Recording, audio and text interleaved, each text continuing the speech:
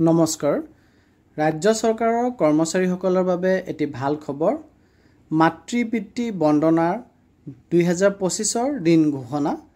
14 আৰু 15 নৱেম্বৰ চৰকাৰী কৰ্মচাৰীলৈ মাতৃ পিতৃ বন্দনাৰ বিশেষ ছুটি অৰ্থাৎ স্পেশাল কেজুৱেল লিভ অৰ্থাৎ 3 দিনৰ বাবে বন্ধ পাব চৰকাৰী কৰ্মচাৰীয়ে যিহেতু 16 নৱেম্বৰটি হৈছে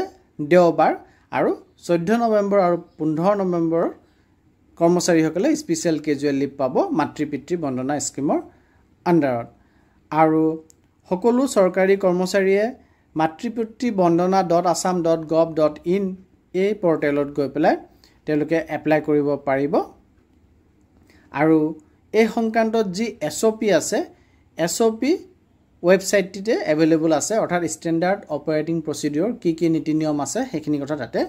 উল্লেখ কৰা আছে আৰু এটি কথা উল্লেখযোগ্য যে 2022 চনৰ পৰাই আৰম্ভ হোৱা মাতৃ পিতৃ বন্দনা আঁচনিৰ বাবে ৰাজ্যৰ কৰ্মচাৰীসকলে বিশেষ ছুটি চৰকাৰৰ ফালৰ পৰা প্ৰদান কৰা হৈছে গতিকে ৰাজ্য চৰকাৰৰ কৰ্মচাৰীসকলৰ এটি ভাল খবৰ যে 14 নৱেম্বৰ আৰু 15 নৱেম্বৰ ৰাজ্য চৰকাৰৰ কৰ্মচাৰীসকলে স্পেশাল কেজুৱেল লিভ এপ্লাই কৰিব পাৰে মাতৃ পিতৃ বন্দনা স্কিমৰ আন্ডাৰত আৰু 15 নৱেম্বৰ যেহেতু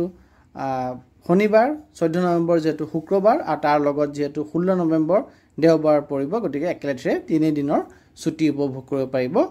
চৰকাৰী কৰ্মচাৰীসকলে ধন্যবাদ